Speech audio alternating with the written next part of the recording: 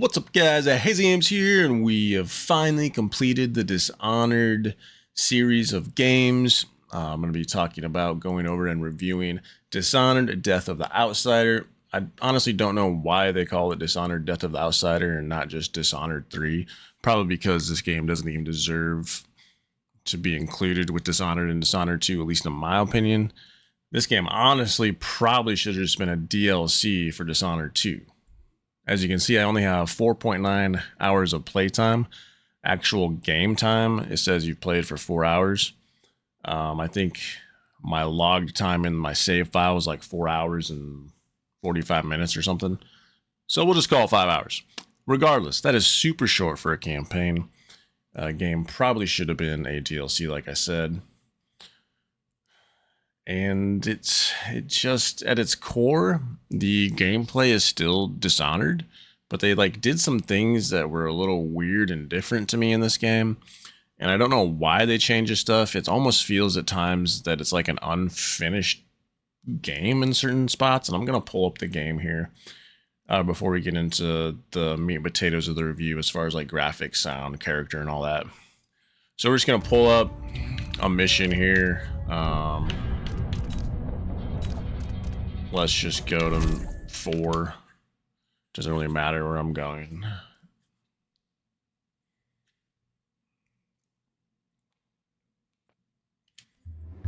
I watched the fires. Just skip I had that ship so for you guys years, don't get and any it burned away. spoilers or anything. Okay, so I just want to go over the so it's weird to me that there's no talent tree anymore. Like, I can't get runes to upgrade any of my passives or my abilities. There are no runes anymore.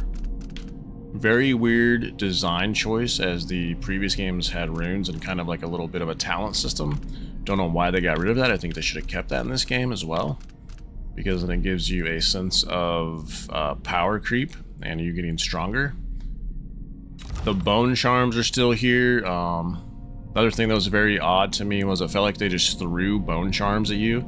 You could get bone charms just by looting corpses, whereas most of the time in the other games, you had to find them. There is no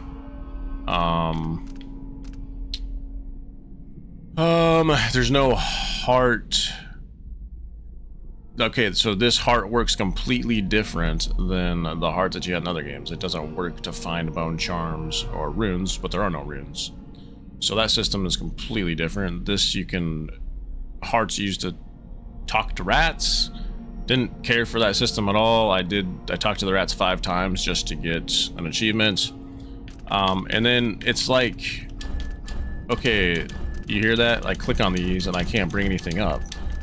But it's like they wanted to do more with the items, I think, but they never got around to it, or ran out of time or something. Like, some of this stuff just feels unfinished. Like, I got a new weapon, I remember that. I don't know if I think the hand might have changed. I might have received a black shard arm after a mission, I can't remember. But it's like there should be other items that I can equip, and you don't find hardly any items. So, just weird, I guess, that this screen is in the game, because I can't like click on my dagger and go back to the dagger I had before. So I don't know. Very odd. Let me see if there's anything else in here that's completely different. Not that I noticed. Okay, so we're going to quit, and then I'll just have some gameplay in the background while we do our review. So guys, without further ado, graphics, they're pretty much the same as Dishonored 2.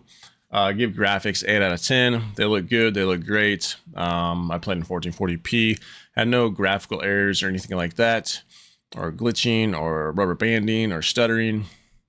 Obviously, I do have a pretty decent PC, and this game is older. But no issues. Graphics look good. 8 out of 10. Keep in mind, obviously this game is older, same as the other 2 in the series. Sound and music, kind of the same story as other Dishonored. Yeah, I think the guns, swords, the bolts, all the abilities and things like that sound good. Um, you get immersed in the environments with little sounds here and there. You can hear people talking in the distance and things like that. Music, it's kind of the same deal. It was okay. It wasn't anything I was like, oh my god, this soundtrack is amazing. It was okay. So sound and music, I give a 7 out of 10. Nothing to write home about. Nothing to go crazy about. This is honestly where this game kind of fell off for me.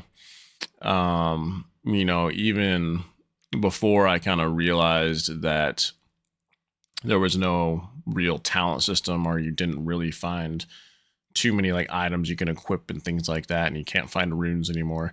The thing that really killed it for me was the characters and the story. I felt like this story was very, very convoluted and misjointed as far as connecting with the other stories. Yeah, it's still in the same world. Talked about some of the same characters. The whole story revolves around the outsider. I don't know, man. Maybe it's just a personal preference of mine. I didn't care for the story a whole lot. I honestly found myself at times just kind of zoning out when the story was even being presented to me. It didn't draw me in like the other ones did. And maybe that's because in Dishonored and Dishonored 2, like the stories were kind of joined together, because you had Corvo and then you played as Emily, or you could play as Corvo in the second one. But those two stories in the first game and the second game, they came together.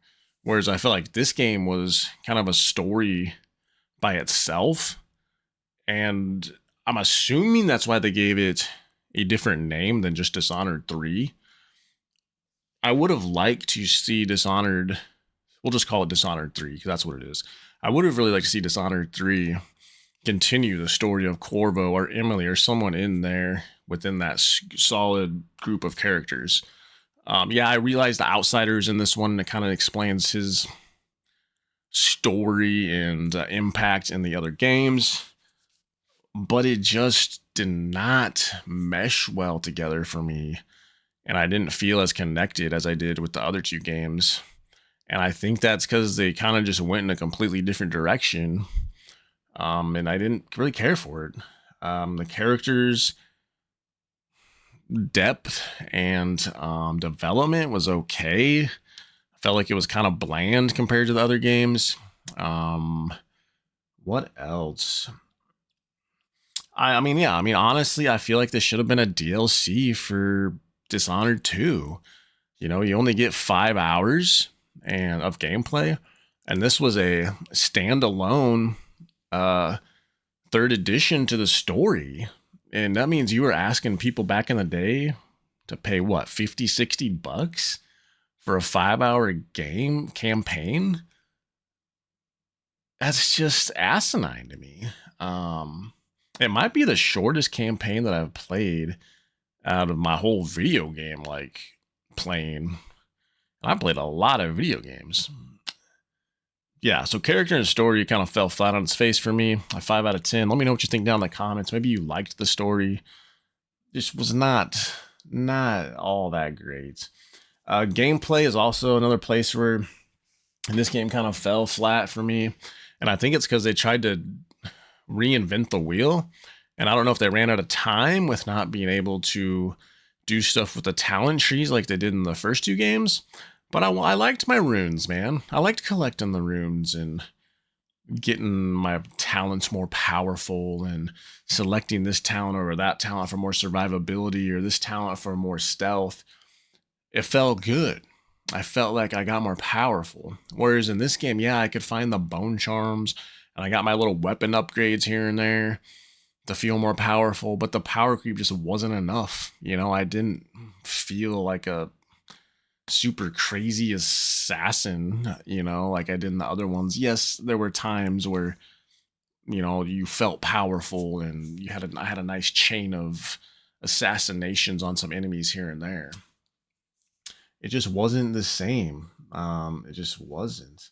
They also changed, this is kind of a nitpicky thing. They changed the way that teleport works. It's not called teleport, but this ability right here, displace. So teleport. So now you have to hit the button to teleport. It'll have your little marker. You don't hold it anymore. And then you got to hit it again to teleport, which is fine. But I like the original method of just holding it, moving where you want to go, releasing, and then you're there. I don't know if that was done for exploit reasons. So maybe people couldn't exploit something. I don't know. Weird design choice again.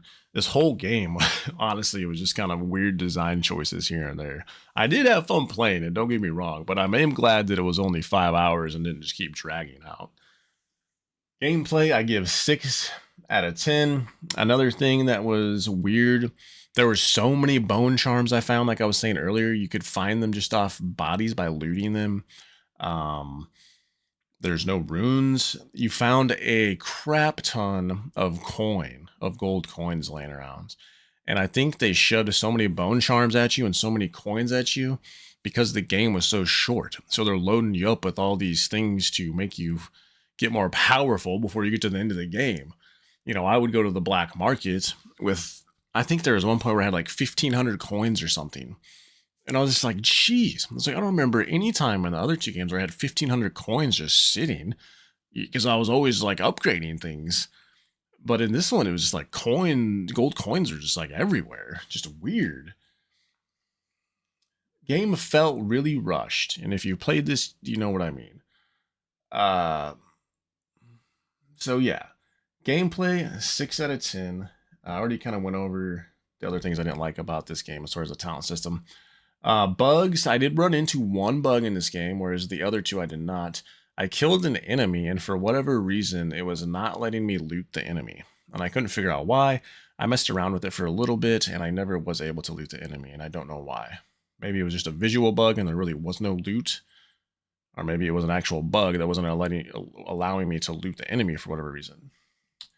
Replayability, probably never play this thing again, but that's like it's not just because I don't really care for this game in the series. It's, you know, it's just me. If you've watched any of my other reviews, I usually play these single player campaign games, beat them, enjoy them, review them, give my thoughts and opinions on them, put them on the shelf, let them collect dust, move on to the next one.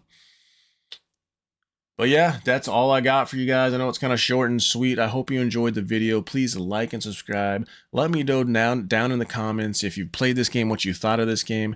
Is this one your least favorite in the series? Because I know this is my least favorite Dishonored game in the series for sure.